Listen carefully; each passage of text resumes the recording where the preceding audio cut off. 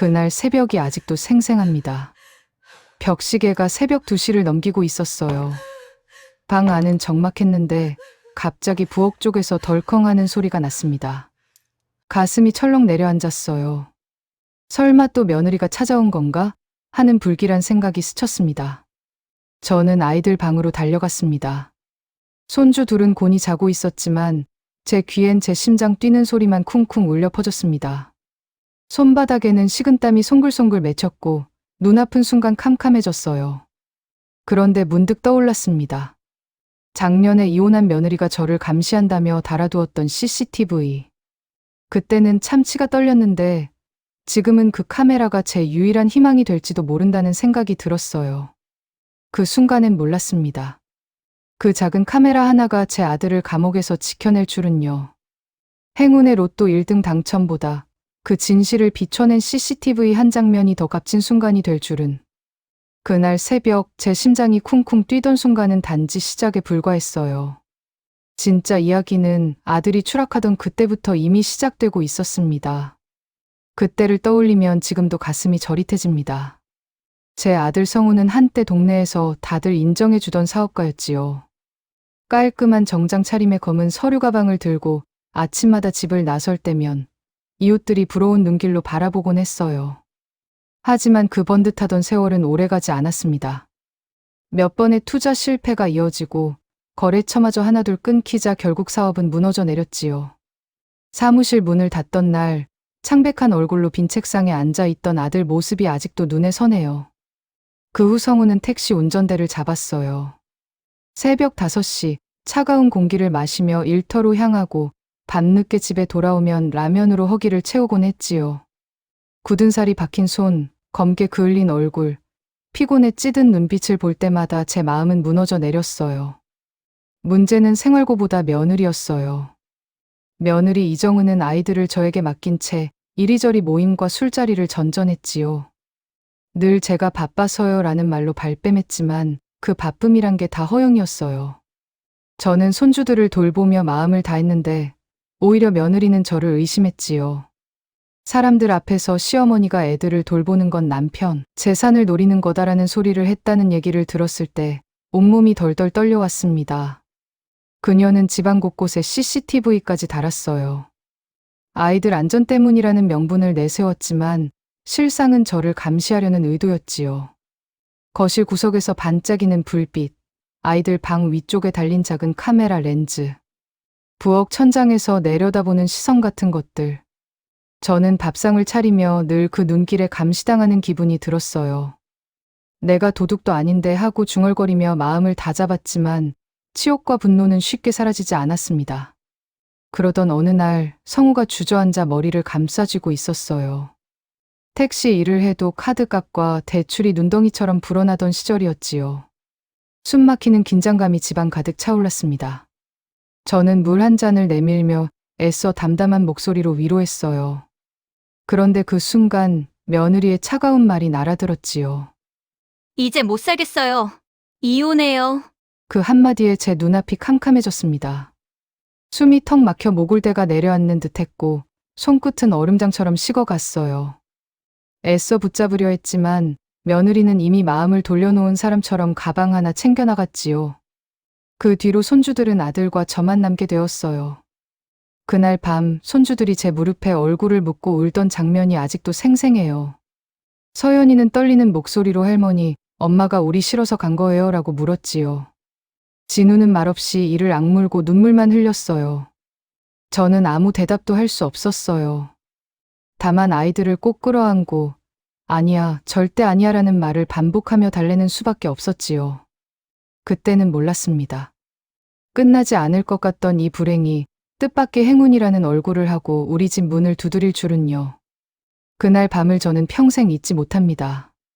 택시를 몰고 늦게 들어온 성우 얼굴은 늘 그렇듯이 피곤해 절어 있었지요. 땀이 밴 셔츠는 목이 늘어나 있었고 손가락은 하루 종일 핸들을 잡아 벌겋게 부어 있었어요. 저는 미지근하게 데워둔 보리차 한 잔을 내밀며 말했지요. 고생 많았다. 그런데 성우는 물을 들이키지도 않고 어쩐지 멍한 표정으로 작은 종이 한 장만 들여다보고 있었어요. 처음엔 대수롭지 않게 생각했지요. 늘 보던 카드 고지서거나 영수증인 줄 알았거든요.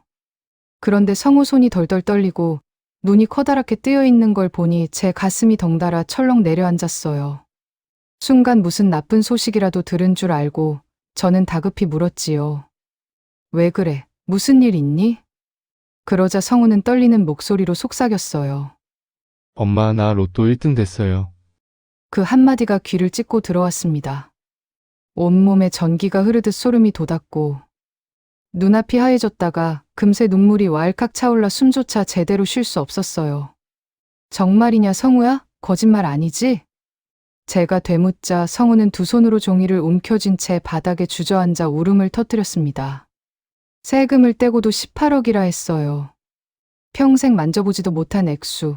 제가 평생 장사하고 아껴 모았어도 구경조차 못할 돈이 우리 집에 들어오게 된 겁니다. 순간 무릎이 풀려 그대로 자리에 털썩 주저앉았지요.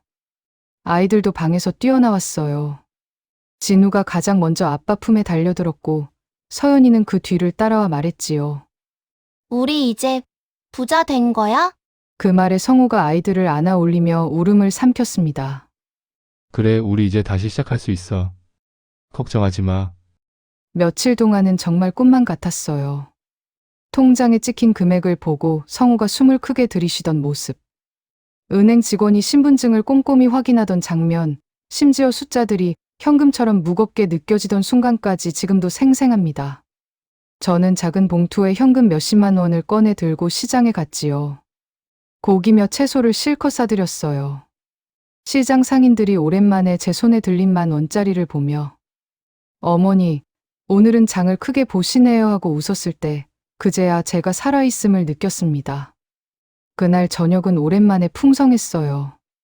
소고기 국물이 팔팔 끓고 아이들은 젓가락을 내려놓을 틈도 없이 먹었지요.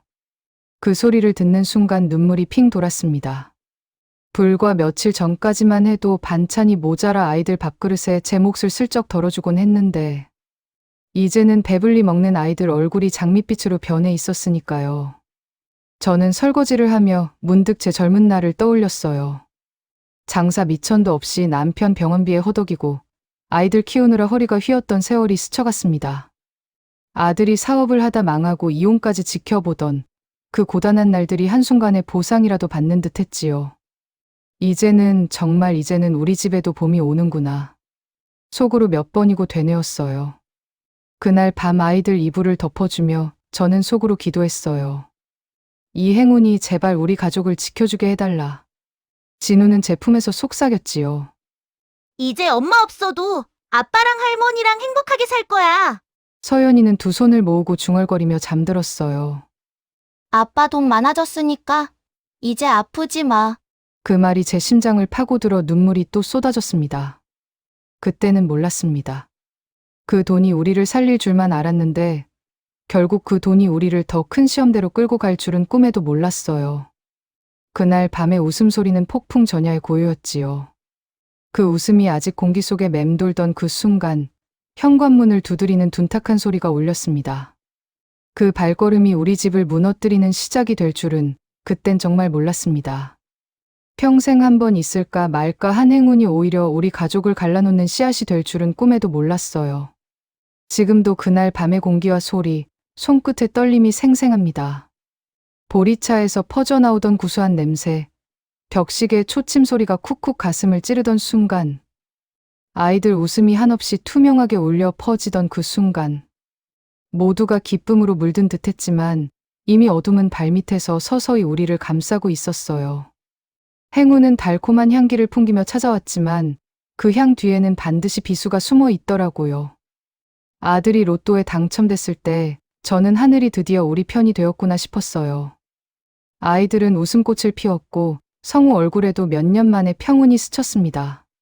저는 그 웃음을 오래 붙잡고 싶어 사람들 앞에서는 모른 척하고 조용히 넘어가야겠다고 다짐했지요. 하지만 사람의 마음이 어디 그리 간단합니까? 작은 아들 성혁이가 어느 날 불쑥 집에 찾아왔습니다. 문을 열자마자 들이닥치는 발걸음, 그 얼굴엔 이미 기대와 탐욕이 섞여 있었어요. 거실로 들어와 앉기도 전에 성혁은 다급한 목소리로 물었습니다. 엄마, 형 진짜 맞죠? 로또 1등 됐다면서요? 저는 순간 숨이 막혔습니다. 모른 척하려 했지만 제 눈빛이 이미 흔들린 걸 알아차린 모양이었어요. 작은 아들은 제 손등을 움켜쥐며 말했지요. 이번 한 번만 도와달라고요.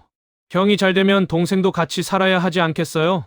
그 목소리에 제 가슴이 철렁했어요. 형제니까 도와야 한다는 생각이 한쪽에서는 고개를 들었지만 또 다른 한쪽에서는 어쩐지 모를 불길한 예감이 엄습했습니다. 그날 밤 저는 잠이 오질 않았어요. 차가운 이불 속에서 눈을 감으면 돈을 손에 쥔 순간 달라지는 사람의 얼굴이 떠올랐습니다. 며칠 뒤 결국 성우는 성혁에게 1억 원을 건넸습니다. 이유는 집 대출을 갚아야 한다는 거였지요. 그 얘기를 들었을 땐 저도 마음이 흔들렸습니다. 그래, 동생인데 힘들면 도와야지 하고요. 하지만 시간이 지나자 충격적인 소식이 들려왔습니다. 그 돈이 고스란히 도박 빚으로 들어갔다는 거였어요. 그 순간 제 무릎이 꺾이며 바닥에 털썩 주저앉았습니다. 눈앞이 핑 돌고 부엌 타일에 제 손바닥이 차갑게 달라붙었지요. 내가 왜 그랬을까? 괜히 입을 열었구나. 속으로 몇 번이고 되뇌며 제 머리를 감쌌습니다. 기쁨을 함께 나누고 싶다는 어리석은 마음이 결국 아들을 더 힘들게 만들었구나 싶었지요. 그런데 기막힌 일은 거기서 끝나지 않았습니다. 며칠 지나지 않아 성혁의 아내까지 우리 집 문 앞에 나타났습니다. 억지 웃음을 지으며 현관에 서 있던 작은 며느리는 조카들을 핑계로 들먹였어요. 아주버님, 조카들 생각해서라도 조금만 보태주세요. 그 말투 속엔 부탁이라기보다 당연히 받아내겠다는 기색이 서려 있었습니다. 저는 속이 뒤집히는 걸 꾹 참고 겨우 자리를 피해 안방으로 들어갔지요. 하지만 성우는 결국 또 마음이 약해졌습니다. 조카들이란 말에 흔들려 이번엔 3천만 원을 더 내어주었어요. 그런데 돌아온 건 감사 인사가 아니라 이 돈으론 부족하다는 불평뿐이었습니다. 그날 밤 저는 부엌 구석에 놓인 낡은 찻잔을 붙잡고 한참을 울었습니다. 성우가 사업이 잘 되던 시절 엄마 따뜻한 차 드시라고 사다 준 찻잔이었어요. 그때는 그 작은 정성이 고맙고 든든했는데 지금은 그 아들이 형제의 탐욕과 세상의 손길에 시달리고 있었습니다. 집 전화벨은 점점 더 자주 울렸습니다. 벨소리가 울릴 때마다 제 심장은 쿵쿵 요동쳤어요. 혹시 또 무슨 부탁일까? 이번엔 어떤 핑계를 대며 손을 내밀까? 수화기를 드는 순간마다 손바닥엔 식은땀이 흥건했습니다. 성우는 점점 말수가 줄었고 아이들 앞에서조차 웃음을 보이지 않았습니다.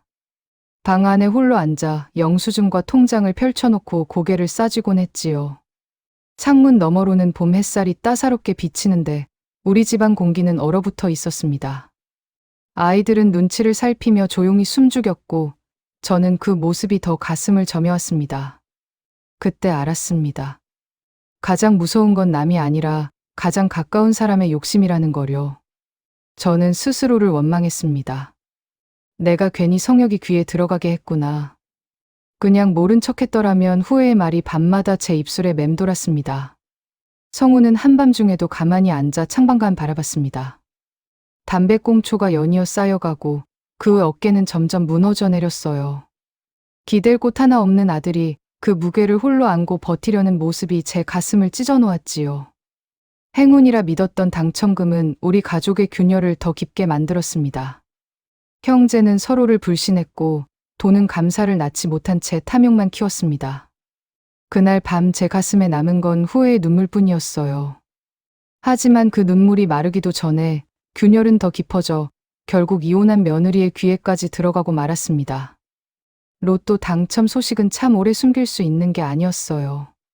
집안에서만 알던 일이 이웃 입으로, 친척 입으로 조금씩 건져나가더니 결국은 이혼한 며느리 귀에도 들어가고 말았지요. 저는 그날 저녁 아직은 목소리가 전화를 타고 들려왔을 때 가슴이 철렁 내려앉았어요. 집 한 채는 줘야지. 내가 애 낳고 키운 게 얼만데. 최소 3억은 내놔.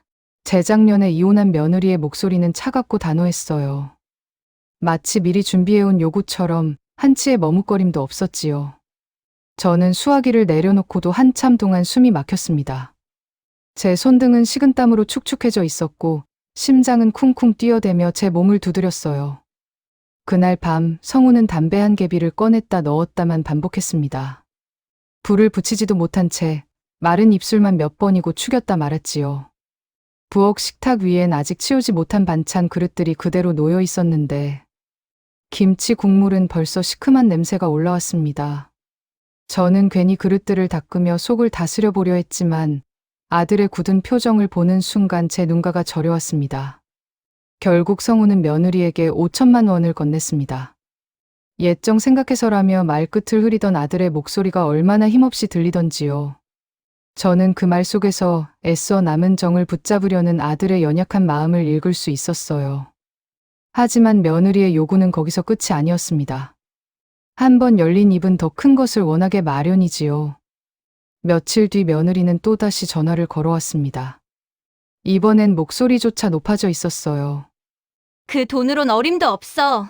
내가 겪은 세월 생각하면 집 한 채는 받아야 돼. 저는 주방 의자에 털썩 주저앉고 말았어요. 부엌 벽에 걸린 오래된 달력엔 붉은 동그라미로 표시된 손주의 학교 행사 일정이 보였는데 그 글씨가 눈에 들어오자 갑자기 서러움이 북받쳤습니다. 아이들 챙기는 건 언제나 제 몫이었는데 며느리는 한 번도 그 무게를 돌아보지 않았지요. 그 무렵 손주 진우가 거실에서 그 전화를 우연히 들었나 봅니다. 아이 얼굴이 굳더니 식탁 앞에 앉아있던 아빠에게 단단하게 말했어요. 엄마, 또 우리 버리고 돈만 가져가려는 거야? 그 한마디는 칼날 같았지요. 아버지의 가슴을 베어내고 제 귀에도 깊이 꽂혔습니다. 저는 순간 숨이 막혀 아무 말도 할 수 없었어요. 성우는 그저 고개만 숙이고 아이 눈을 제대로 마주하지 못했습니다.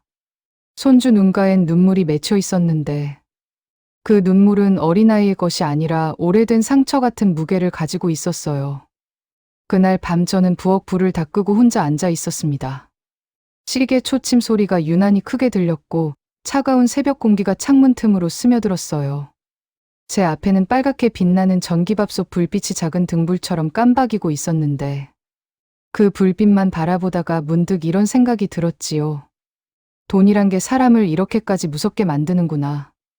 피부치도 정분도 다 집어삼키는구나. 며느리의 요구는 멈추지 않았습니다. 그리고 그 요구가 아들의 숨통을 죄고 손주의 마음을 흔들며 집안에 보이지 않는 금을 내기 시작했지요. 통장은 빠르게 줄어들고 있었습니다. 돈 얘기만 오가는 날들이 이어지자 집안 공기는 점점 무거워졌습니다. 밥상 위에는 웃음 대신 숟가락 부딪히는 소리만 메아리쳤습니다. 국 한 숟갈 뜨는 작은 소리마저 빈방 안을 울릴 만큼 적막했지요. 성우는 밤마다 잠을 설치며 뒤척였고 저는 옆방에서 그 소리를 들으며 가슴이 시렸습니다. 하지만 거기서 끝이 아니었어요. 소문은 여기저기서 더 크게 불어났고 친척들도 하나둘 연락을 해오기 시작했지요. 너희 집은 이제 걱정 없겠다는 말이 칭찬처럼 들리기보단 독침처럼 꽂혔습니다. 그 말 뒤엔 늘 또 다른 부탁이 숨어 있었으니까요. 결국 집안의 공기는 날마다 무거워졌습니다. 웃음소리 대신 문 두드리는 소리와 전화벨만이 가득했고 아이들 눈빛마저 점점 흐려졌습니다. 성우가 안아주어도 진우는 팔을 뿌리치곤 했지요. 저는 알았습니다. 균열은 조용히 그러나 치명적으로 퍼져나가고 있었습니다. 그 시작은 돈이었고 탐욕이었고 끝내는 우리 모두의 마음을 좀먹고 있었지요. 그날 밤 제 손바닥을 오래 들여다봤습니다. 거기엔 사람의 체온 대신 식어버린 후회의 그림자가 드리워져 있었습니다. 그날은 바람이 유난히 차가웠습니다. 부엌 창문을 닫았는데도 틈새로 스며드는 바람이 손끝을 시리게 했어요. 저는 저녁 설거지를 막 마치고 묵직한 그릇들을 하나하나 제자리에 올려두고 있었습니다. 그런데 초인종이 울렸습니다. 밤 9시가 훌쩍 넘은 시각이었지요. 현관문을 열었을 때 제 눈앞에 낯익은 얼굴이 보였습니다. 이혼한 며느리, 그리고 낯선 남자 하나. 순간 저는 몸이 굳어버렸습니다. 며느리 옆에 서 있던 사람은 변호사라 소개되었어요. 며느리의 눈빛은 매섭게 날카로웠습니다. 한때 우리 집 밥상을 함께하던 사람이 맞나 싶을 정도였지요. 위자료 소송 걸 겁니다. 그리고 양육비도 청구할 거예요. 며느리의 목소리는 또렷하고 흔들림이 없었습니다. 이미 모든 걸 준비한 사람의 말투였습니다. 저는 순간 머리가 멍해졌습니다. 싱크대 위에 놓인 접시 위로 물방울이 또르르 흘러내렸는데 그 소리만 또렷하게 들려왔어요. 옆에서 성우는 주먹을 꼭 쥐고 있었습니다. 그의 어깨가 부르르 떨렸습니다. 결국 성우가 터져나오듯 소리쳤어요. 애들 버린 게 누군데? 순간 공기가 얼어붙었습니다. 며느리는 눈썹 하나 까딱하지 않고 변호사 쪽으로 고개를 돌렸습니다. 마치 이미 예상했던 반응이라는 듯 태연했지요. 며칠 뒤엔 더 충격적인 일이 벌어졌습니다. 신문과 방송에 며느리 인터뷰가 실린 겁니다. 남편은 사업하면서 아이들을 돌보지 않은 무책임한 아버지였다. 그 말이 활자와 자막으로 세상에 퍼졌습니다. 저는 신문을 펼친 채 부엌 의자에 주저앉아 있었어요. 눈앞에 글자가 흐려져 제대로 읽히지도 않았습니다. 아이들 앞에서 눈물을 보일 수 없어 고개를 숙였는데 그때 진우가 제 손에서 신문을 빼앗아 구겨버렸습니다. 작은 손에 힘줄이 도드라져 보였어요. 왜 엄마가 저런 소리를 해? 목소리는 떨렸지만 눈빛만은 단단했습니다. 그날 밤 성우는 방 안에서 담배를 피우다 창문을 활짝 열어젖혔습니다. 겨울바람이 거실까지 파고들었는데도 그는 아랑곳하지 않았습니다. 쌓여가는 담배꽁초가 책상 위 재떨이를 넘칠 만큼 높이 쌓여 있었어요. 저는 뒤에서 그 모습을 지켜보며 가슴이 무너졌습니다. 며느리가 언론에 나간 뒤 친척들까지 하나둘 연락을 해왔습니다. 내 아들 신문에 났다면서? 하는 말이 걱정하는 듯 흘러나왔지만 그 안에는 비아냥이 섞여 있었습니다. 저는 대꾸도 못하고 전화를 끊었습니다. 수화기를 내려놓는 순간 제 손은 얼음장처럼 차가워졌습니다. 그날 새벽 저는 불 꺼진 거실에 홀로 앉아 있었습니다. 아이들 장난감이 흩어진 채 바닥에 널브러져 있었는데 서연이가 아끼던 인형은 팔 한쪽이 찢어져 솜이 삐져나와 있었어요. 진우가 좋아하던 작은 자동차는 바퀴 하나가 빠져 구석에 굴러가 있었지요. 저는 그 장난감들을 하나씩 주워 모으다 그만 무릎을 꿇고 말았습니다. 아이들 웃음이 깃들던 물건들이 이제는 상처난 마음을 닮아 있는 것 같았거든요. 차라리 로또에 당첨되지 않았다면 어땠을까? 그 돈이 없었다면 이혼한 며느리가 다시 우리 앞에 나타나는 일도, 세상이 우리를 손가락질하는 일도 없었을 겁니다. 저는 망가진 장난감을 꼭 끌어안고 눈을 감았습니다. 그 순간 손끝에 닿은 차가운 플라스틱 감촉이 마치 제 가슴을 후벼 파는 것 같았어요. 그날 아침은 잿빛 하늘이 드리운 채 시작됐습니다. 부엌 창가에 앉아 보리차를 덮이고 있었는데 전화를 받는 순간 제 손에서 컵이 덜컥 떨어질 뻔했어요. 검찰에서 연락이 왔습니다. 성우가 전처에게 폭행을 했다는 고소장이 접수됐고 징역 6년이 구형됐다는 말이었지요. 제 귀엔 벽시계 초침 소리만 쿡쿡 박히듯 울려왔습니다. 머리가 멍해져 주저앉은 제 눈앞에는 아이들이 흩어놓은 색연필이 어지럽게 굴러다니고 있었어요. 파랑, 빨강, 노랑 평소 같으면 아이들 그림 그리던 흔적이 반가웠을 텐데 그날은 그 선명한 색들이 칼날처럼 제 눈을 찔렀습니다. 성우는 곧 집에 들어왔습니다. 얼굴은 종이장처럼 하얗게 질려 있었고 어깨는 금방이라도 무너질 듯 늘어져 있었지요. 신발조차 제대로 벗지 못한 채 현관에 주저앉아 한동안 숨만 몰아쉬더군요. 그 모습을 보는 순간 제 심장은 쿵하고 내려앉았습니다. 엄마 나 이제 끝난 것 같아. 그 한마디가 바닥에 떨어져 산산조각 나는 유리잔처럼 제 가슴을 쳤습니다. 저는 얼른 다가가 아들의 손을 붙잡았어요. 차갑게 식은 손바닥이 바위처럼 굳어 있었지요. 변호사며 서류며 아무런 준비도 못한 우리 집은 그 순간 폭풍우 앞에 초가집처럼 위태롭게 흔들리고 있었습니다. 며느리 이정은이 꾸며댄 말은 너무도 치밀했습니다. 신문과 방송에 얼굴을 내밀더니 이번엔 경찰서와 법원을 들락거리며 성우를 가해자로 몰아갔어요. 아이들 앞에서조차 눈 하나 깜빡하지 않고 남편이 가족을 돌보지 않아 힘들게 했다라는 식으로 말을 꾸며댔습니다. 법원 복도에서 마주한 날 그녀는 짙은 화장을 하고 서 있었습니다. 아들 사업이 잘 되던 시절 때처럼 여전히 사치스러운 옷차림, 번쩍이는 액세서리, 변함이 없었어요. 변호사 서류를 손에 쥔 채 우리 쪽을 스치듯 바라보다가 피식 웃으며 고개를 돌렸습니다. 그 웃음이 얼마나 서늘하던지요. 성우는 재판정에 앉아 소리를 지르며 억울함을 호소했지만 며느리의 치밀한 준비에 소용없었습니다. 검사 목소리가 울려 퍼질 때마다 제 심장은 쪼그라들었어요. 피고인 박성호에게 징역 6년을 구형합니다. 그 순간 제 눈앞이 번쩍하고 어두워졌습니다. 세상이 송두리째 무너져 내리는 것 같았어요. 저는 어쩔 수 없이 아들을 바라보며 속으로만 중얼거렸습니다. 이게 다 로또 때문이구나. 그 돈만 아니었더라면, 차라리 그 복권을 사지 않았더라면 지금쯤 어땠을까. 법정이 끝나고 돌아오는 길, 바람이 칼날처럼 볼을 스쳤습니다. 집 앞에 서니 아이들 운동화가 현관 옆에 가지런히 놓여 있었어요. 작은 신발 하나하나가 성우의 목숨줄 같아 보여 제 무릎이 풀리며 바닥에 털썩 주저앉았습니다. 그날 밤 성우는 방 안에 불을 켜지도 않고 앉아 있었습니다. 창문으로 스며드는 가로등 불빛에 아들의 그림자가 길게 늘어져 있었지요. 저는 문틈 사이로 그 모습을 지켜보며 숨죽여 울었습니다. 그때 문득 떠올랐습니다. 예전에 며느리가 집안 곳곳에 달아두었던 CCTV. 그게 저를 감시하는 족쇄라 여겨 얼마나 치를 떨었던지요.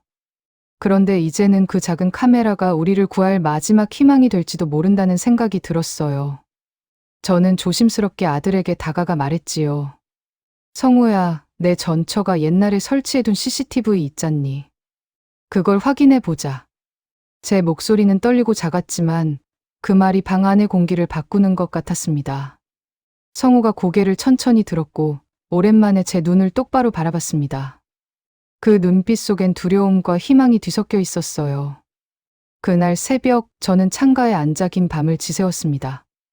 바람이 커튼을 흔들고 낡은 시계 초침이 또박또박 새벽을 깎아내리고 있었지요. 마음속에서는 오직 한 가지 생각만 맴돌았습니다. 부디 그 카메라가 진실을 비춰주기를, 우리 아들을 살려주기를. 법정 안은 숨조차 크게 쉴 수 없을 만큼 팽팽했어요. 나무 의자에 앉아있는 제 다리 위로 차가운 기운이 스며들어 무릎이 떨리는 걸 주체할 수 없었습니다. 낡은 스피커에서 울려나오는 목소리 하나에도 심장이 덜컥거렸지요. 변호사가 들고 있던 작은 USB, 그게 우리를 살릴 마지막 희망이었습니다. 모니터가 켜지자 회색빛 화면이 번쩍 올라왔습니다. 오래전 며느리가 달아두었던 카메라. 그때는 저를 감시하는 눈이라며 이를 갈았는데 오늘은 그 눈이 우리를 구할지도 모른다고 생각했어요. 화면 속에는 우리 집 거실이 고스란히 비쳤습니다. 아이들이 젓가락을 떨어뜨리고 깔깔 웃던 모습, 성우가 국을 떠주며 아이들 머리를 쓰다듬던 순간, 제가 부엌에서 반찬을 내오던 소소한 풍경들. 어디에도 폭행은 없었습니다. 그저 평범하고 따뜻한 저녁 한 끼가 있었을 뿐이지요. 그 순간 법정 공기가 확 달라졌습니다. 검사 측은 얼굴빛이 굳었고 며느리는 고개를 숙인 채 입술만 파르르 떨었습니다. 방청석에서 작은 웅성거림이 번졌습니다. 모두가 스스로 눈으로 확인한 거였으니까요. 피고인 박성호에게 무죄를 선고합니다. 판사의 목소리가 떨어지는 순간 제 눈에서는 눈물이 터져 나왔습니다. 참으려 했지만 안 됐습니다. 두 손으로 얼굴을 감싸 쥐어도 흐르는 눈물은 멈추지 않았습니다. 옆에 있던 진우가 제 팔을 흔들며 속삭였어요. 할머니, 아빠 살았어. 서연이도 두 손을 모아 다행이다 중얼거리며 울고 있었습니다. 성우는 두 눈을 질끈 감았다가 천천히 고개를 들었습니다. 그 얼굴에 몇 년 만에 처음으로 사람다운 빛이 스쳤습니다. 떨리는 어깨를 붙잡고 싶었지만 저는 그저 멀리서 바라볼 수밖에 없었지요. 가슴 깊은 곳에서 뜨겁게 치밀어 오르는 무언가가 있었습니다. 법정을 나오는 순간 차가운 바람이 스쳤지만 그 바람마저 시원하게 느껴졌습니다. 회색 하늘 사이로 잠시 햇살이 스며드는 것 같았어요. 손주들은 아빠 손을 꼭 붙잡고 법원 계단을 내려왔습니다. 그 발걸음이 얼마나 가벼워 보이던지 제 눈에는 눈물이 또 차올랐습니다. 그날만큼은 우리가 다시 살아난 것 같았습니다. 돈도 소문도 지난 고통도 그 순간만은 잊을 수 있었어요. 무죄라는 두 글자가 우리 가족의 심장을 다시 뛰게 했습니다. 법정을 나서는 순간 눈물이 앞을 가렸습니다. 성우가 무죄를 받았다는 사실은 분명 기쁜 일이었지요. 하지만 집으로 돌아온 저녁, 그 기쁨은 천천히 사그라지고 다른 감정이 밀려왔습니다. 식탁 위엔 김치와 계란부침 몇 조각뿐, 냉장고 속은 오래전부터 비어 있었습니다. 잠시의 환희가 가라앉자 눈앞에 남은 건 통장 속 바닥난 잔고와 다시 마주한 현실의 무게였어요. 손주들은 모처럼 환하게 웃으며 장난감을 꺼내 놀았습니다. 바퀴 빠진 자동차가 덜컹거리며 바닥을 구르고 해진 인형은 여기저기 찢어진 채 굴러다녔지요. 예전 같으면 어수선하다며 한숨부터 나왔을 텐데 그날은 달랐습니다. 흠집난 장난감을 꼭 쥐고 깔깔대는 아이들 모습이 오히려 제 가슴을 파고들었어요. 돈은 흩어졌어도 저 웃음만큼은 남아있구나. 그 순간 알았습니다. 우리가 붙잡아야 할 건 돈이 아니라 바로 이 아이들의 내일이라는 거요. 성우는 말없이 아이들을 끌어안았습니다. 그리고 낮은 목소리로 한마디 내뱉었지요. 돈은 다 사라졌지만 너희들 웃는 얼굴 보니까 그래도 살 힘이 난다. 그 말에 제 눈에서도 눈물이 왈칵 쏟아졌습니다. 무죄의 기쁨과 함께 허무함과 안도감이 한꺼번에 몰려왔지만 결국 남은 건 분명했어요. 가족, 그리고 다시 살아낼 힘. 친척들의 발길은 어느새 뚝 끊겼습니다. 필요할 때만 찾아와 손을 내밀던 사람들이 모두 사라지고 덕분에 지켜야 할 진짜가 무엇인지 똑똑히 보이게 되었지요. 그날 밤 손주들 방 앞에 서서 조용히 숨소리를 들었습니다. 서연이는 인형을 끌어안고 곤히 자고 있었고 진우는 교과서를 옆에 펼쳐둔 채 잠이 들어 있었어요. 저는 그 모습을 오래 바라보다가 결심했습니다. 이 아이들이 더 이상 세상에 휘둘리지 않도록 내가 끝까지 버텨야지. 아들 성우가 다시 설 수 있도록 내가 조금이나마 힘이 되어야지. 돈은 사라졌지만 웃음은 남았습니다. 배신도 겪었지만 믿음도 새로 얻었습니다. 삶은 여전히 고단하겠지만 그래도 하루를 버틸 이유는 분명히 있었어요. 바로 저 아이들의 웃는 얼굴, 그 소중한 내일 때문이지요. 인생은 결국 무엇을 잃느냐가 아니라 끝내 무엇을 지켜내느냐에 달려 있는 것 같아요. 여러분은 지금 무엇을 지켜내고 계신가요? 혹시 돈 때문에 힘든 시간을 보내고 계신 분이 있다면 제 이야기가 잠시나마 위로가 되길 바랍니다. 저도 끝까지 버텨낼 겁니다. 그러니 우리 같이 오늘을 살아내 봅시다. 들어주셔서 고맙습니다.